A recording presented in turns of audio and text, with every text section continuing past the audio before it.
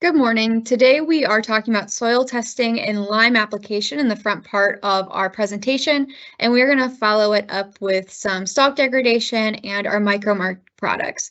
So firstly, soil testing. It's obviously the first step in planning for the year and truly understanding what you already have in your soil. So like I said, first we'll talk about soil testing and then we'll transition into lime application. So for soil testing, clearly there are a lot of benefits to utilizing that on your farm. Firstly, understanding our soil is essential for understanding how to cater to a high yield environment. Understanding what is in your soil is going to help make the best use of your fertilizer dollars. You can fertilize based on yield potential as well as crop removal by truly understanding what is in your soil and what is available for that crop to utilize. The goals of our soil testing is to identify our soil fertility, and it is the first step in understanding and having effective farm management. With soil sampling, there are a few sampling techniques that are available. Firstly, it would be a whole field approach to soil testing. This would be a one composite sample to represent a field no more than 25 acres in size.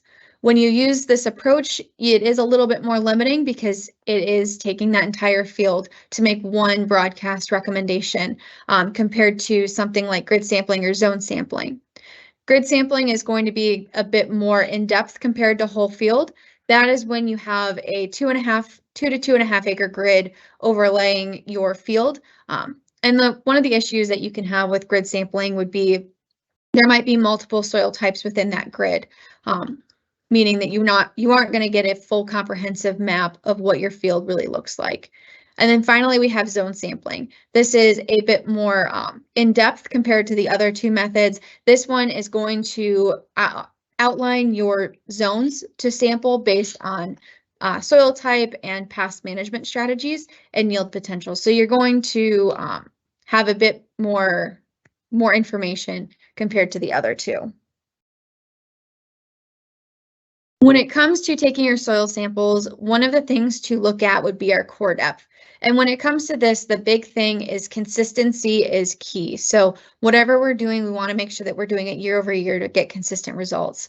It's going to vary based on your tillage type and your management practices. So in a plowed soil, we are going to sample to the depth of the plow. In reduced tillage and no-till, we are going to have a 2 to 4 inch core depth for our pH or lime recs, and then an 8-inch for our fertility recommendations. If you are applying nitrogen annually on the surface without incorporation, keep in mind for our pH recommendations, you'll want to take a core depth at about 3 to 4 inches. Also with our soil sampling, don't include any residue that's left on the soil surface because that can impact your results as well. As far as the time of year to sample, again, consistency is key. So continue to do it at the same time every single time that you are doing your soil samples. Ideally, the time is fall, and that's for a couple of reasons. One, if you are making any applications in the fall, it gives it time to react and change that pH before the next crop is planted in the spring. We also have better soil moisture, which makes your sampling just a little bit easier. And you also don't have planting delays due to outstanding applications. Again, if you're going to do it in the spring or fall, just make sure that you're doing it at the same time every single year. If you are doing it in the fall, you might have lower levels of nutrients in your soils. That's because none of that residue is broken down yet at that point, releasing any of those nutrients back into the soil. And you have all of those nutrients removed from your crop. So consistently, it's been found that your levels and nutrients are going to be a little bit lesser. So if you do it in the fall, that's why we want to remain consistent. As far as frequency, we would like to see a soil test done every 2 to 3 years, and that's to really establish a baseline and understand our trends in the soil profile. And then if you have sandy soils, you can test a bit more frequently because those nutrients don't stick around as much in those lower CEC soils. And I want to touch quickly just on the malic versus the bray. This is something that you'll notice in your soil test reports. The big thing to note with this is consistency. Again, consistency is key. So if you have different labs, you might have your test done in the malic or the bray for your phosphorus results. Things are trending more towards doing more the Malick test because it's a bit more streamlined, a bit easier on the lab. If you are doing getting your results in either the Malick or the Bray, and looking at your results, just understand that there's a pretty easy conversion that you can do to make sure that you're understanding your numbers a bit more appropriately. And here is an example soil test report from A&L Labs. What I have highlighted here is the soil pH and the buffer pH. The reason for highlighting this is that buffer pH is going to impact our lime recommendations, which is what we are going to talk about next. Good. Well, thanks, Jessica. Jessica did a nice job of kind of outlining the importance of why taking that sample, and you know, and where we're going to go from there. So we've got that sample taken, and now we want to make a lime recommendation. So I'm going to go back one slide and kind of take a look at what Jessica's got outlined there. And what you can see there is we've got some soil pHs that are less than 7. We've got some in the 6.1s. We've got some buffer pHs that we're taking a look at. But the next thing that you want to take a look at is that column to the right, and that's the CEC, because we're also, and when we get to the end of this presentation, we're going to talk about the different soil types, you know, and how that's going to play into making that recommendation. So we've got some CECs that are above 10. We've got some CECs that are less than 7 here. So we're going to have some different recommendations on this farm, you know, just based off of soil type itself. So we're going to take a couple things into consideration when we make that recommendation, and that's going to be purity and fineness. And really, that's the idea that we want to make sure that we're applying the correct amount based on the lime that we have. And then, just like I mentioned, making that lime recommendation based off of soil type, whether it's a mineral soil, an organic, or a sandy soil. So as we take a look across, you know, different market areas and different parts of the country, you can see that we have a kind of a variable soil average pH. So as we move to the west, you know, this doesn't become as big of a conversation as it does in the east. You take a look at Wisconsin, we've got we go from areas of low concentration to high, kind of the same thing there in Minnesota, and a lot of variability, you know, when we take a look at Michigan, just because of all the different soil types that we have. So we always like to talk about the law of minimums here, and really, you know, what is yield going to be limited on in terms of a nutrient deficiency. So, you know, we like to talk about, is it in your high yield program? Have you put it in there? Is it part of your foliar, you know, is it part of your foliar recommendation, you know, or why are we seeing that deficiency? And sometimes it's really due to the soil pH that's out there, you know, if it's gotten too low. So why is soil pH so important? It's really about the availability of the nutrients. So, you know, one of the things that, you know, that we like to talk about are our starter programs. And you can see as we get more acid, as we get more acidic in the soil, the availability of phosphorus really decreases in that soil. Kind of the same thing as we get more, as we get into some higher pHs, things like iron, manganese, boron, and copper actually become less available. So in most cases, soil biology really like to see something more in a neutral range. Same thing with herbicides. The effectiveness of those is going to change, especially into an acidic environment. And then when we take a look at high yields, you know, and those nutrient removals, you know, availability, you know, especially into when we're not in that neutral range, you know, definitely become an issue. And in every case, you know, your high yield programs, your high yield solutions really start with some good soil management. So when we make that recommendation, what we want to take a look at are two things: purity and fineness. And so purity really is taking a look at the amount of calcium carbonate that's in that liming material. A pure calcium carbonate is going to be, approximately 100%. So we want to know our products here. So, your CCE will change depending on the source, depending on the quarry that it's going to be coming from. In a lot of cases, you'll see a dolomitic limestone that's going to be somewhere between 85 to 110% pure. Seen in a publication yesterday that was talking about their calcium limestone, and they were showing it as a 94% product. The other part of making that recommendation is really knowing the fineness of it, and what we're talking about here, is really particle size, and it's the effectiveness of that soil reaction. Our smaller particles are going to react faster than the larger particles. And how they determine this is going to be by mesh size.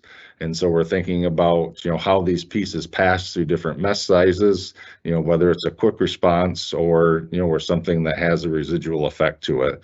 So when we think about, some of the simple liming materials like our pelletized lime, in that quick response, that really comes into play with those small particle sizes, and things passing through, a consistent mesh size. So recommendations can vary by state, but in most cases, what they're going to do is they're going to take a combination of the purity and the fineness to make that recommendation that's out there. Depending on what states you're in, you could see a lot of different terminologies there, whether it's effective neutralizing value, a relative value, an effectiveness in terms of power. Or in a lot of states, you'll see a ECC, which is effective calcium carbonate. So what we're doing here is we're taking that purity, we're multiplying it by a fineness factor, which is really the all of our mesh sizes, and we're coming up with an adjusted rate. So that 1 ton recommendation that we might see, and in a lot of cases, based off that factor, it could be plus or minus, that 2,000 pounds when we make that application. And then we take a look at some of our states where we have some really higher soil pHs, right from the get-go, and making that lime recommendation, isn't necessarily part of it.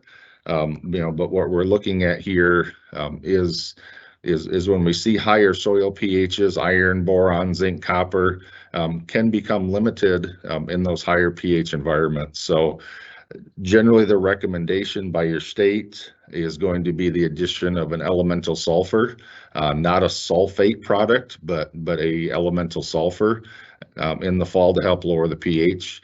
I always want to make sure that that you're taking a look at your state's recommendations, because not all soil types are going to react equally in this, versus with your sands versus your clays. But what's happening here is that there's a microbe in the soil that's actually going to oxidize that sulfur, turn it into a sulfuric acid, and we're going to start to see this pH lower because we're going to exchange sodium with calcium in that soil. And just as a side note, our Bioreverse product that we add into a lot of our starters contains a microbe that helps convert elemental sulfur into a sulfate form. And then the last part of this is really knowing what soils you have. When we took a look at that soil test that Jessica had up there, we had multiple soil types that were on that report. So we want to make sure that we're knowing whether we have a mineral soil. In those cases, we're going to use our buffer pH to make our recommendations, or our organic soils, are things that are higher than 10% on that organic matter side.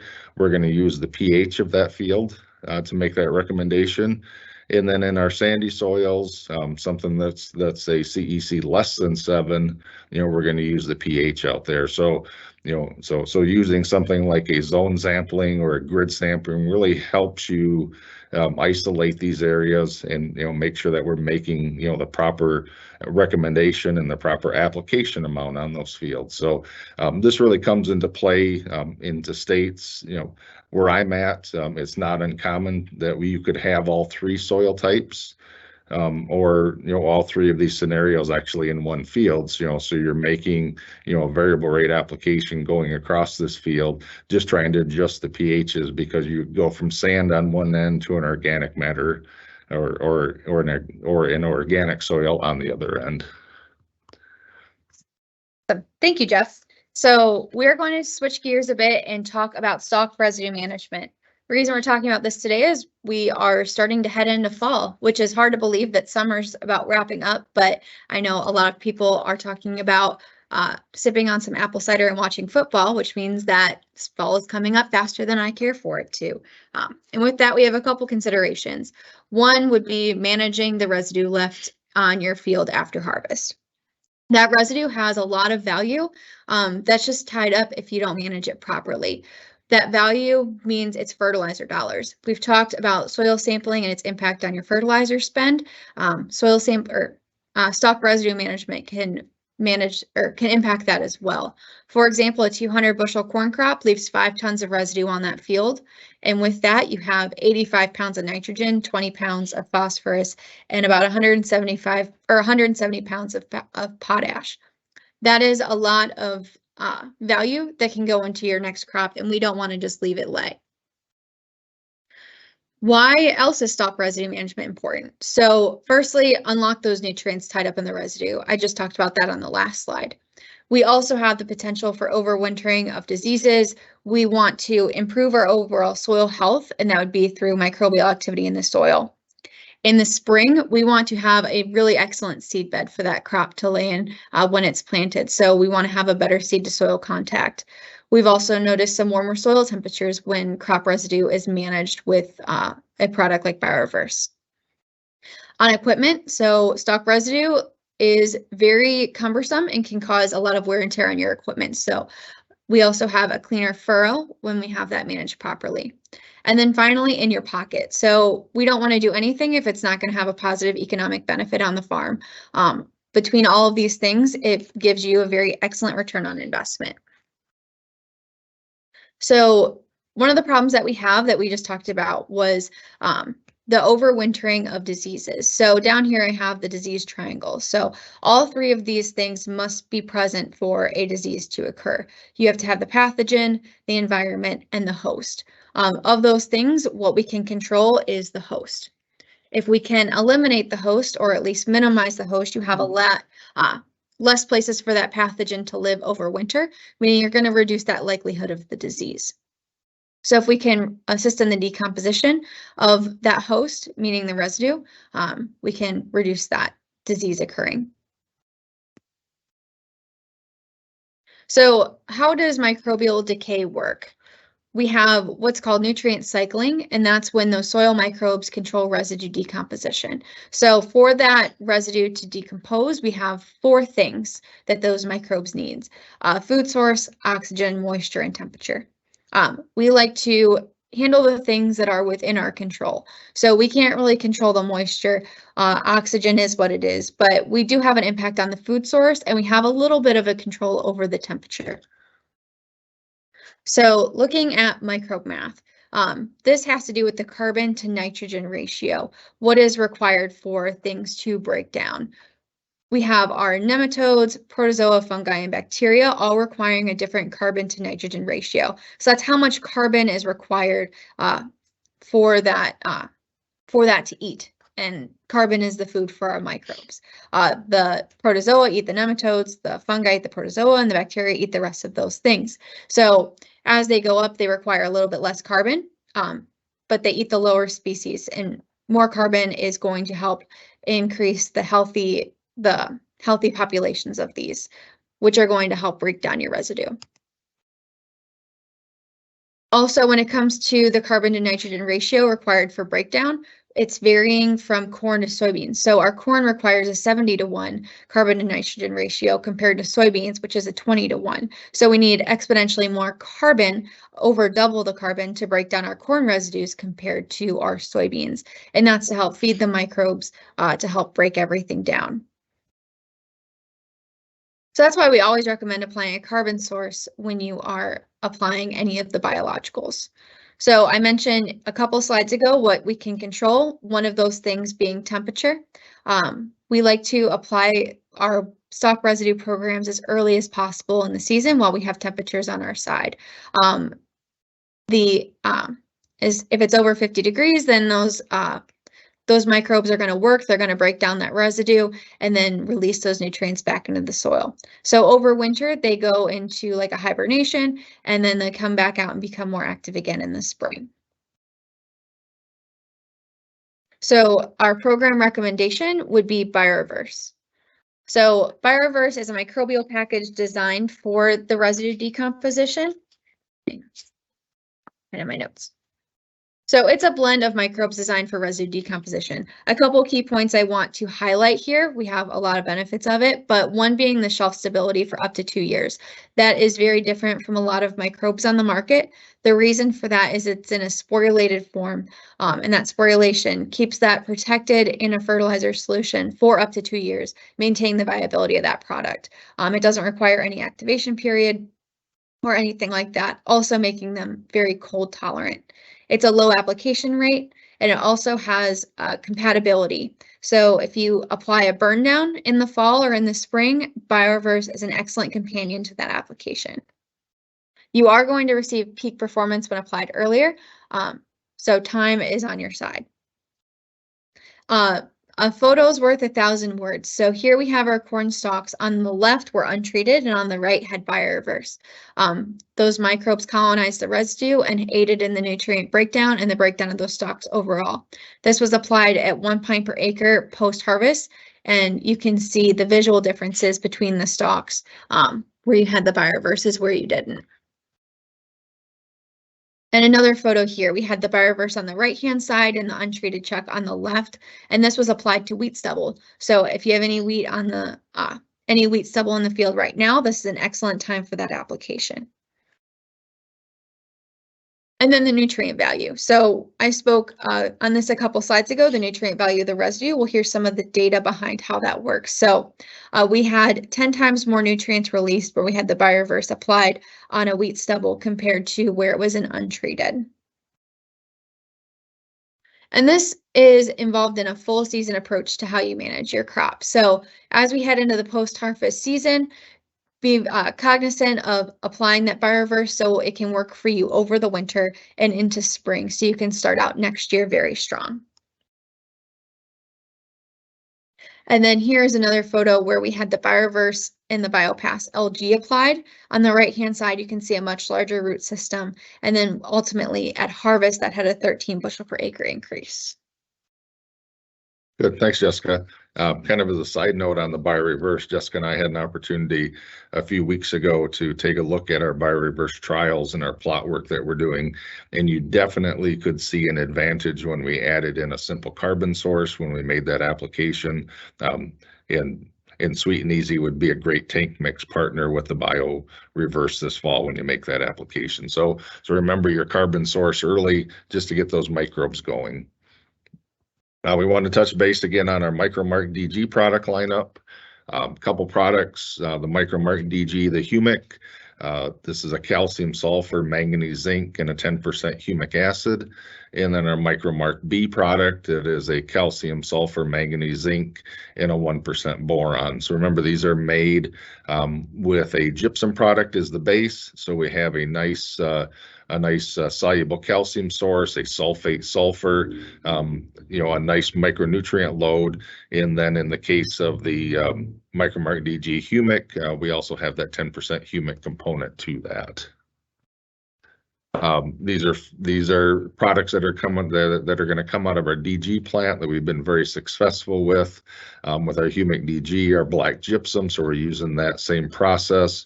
So a nice shape to them, something that we can use for a dry application. Extremely in terms of that granular size for blending, it's a granular that's going to hold together really good, but it is going to disperse relatively quick once we get into some moisture. Application-wise, the thing that we wanted to really touch base on today was the idea of using the MicroMark product lineup in your strip till applications or your dry broadcast for this fall. We think that they have a great fit there. When you're going to do some MAPs or DAPs or some potash applications this fall, to add in the MicroMark product to get a nice micronutrient load and to get a humic component out there to act as that source to help hold on to nutrients and then help feed our beneficial bacteria that are out there. So any cropping system, whether it be row crops or specialty crops, you'll have a nice fit. But we really think that getting something into a strip till this fall is really going to show some benefits, return on investment for next year's crop. When we think about application rates, this is the chart for the MicroMark DG humic. If we take a look at that 20 pound per acre rate, we're going to get a little bit over 2 pounds of sulfur, 2 pounds of humic, and a pound of zinc. So if your normal fall application is to include like a pound of zinc in there, that 20 pound rate is going to be something you're going to want to take a look at. Product positioning on this, like we said, all crops, whether it be row or specialty, it can fit into any systems, whether it's tower or into a vertical scenario. We're always looking for the addition of sulfur into our high yield program. So a great place to add some sulfur in, especially into that strip till environment. And any place that we're really looking at some high yield market areas. But if you want to take a look at some fall broadcasts, some fall strip till, we really think that this has a nice fit for you this fall.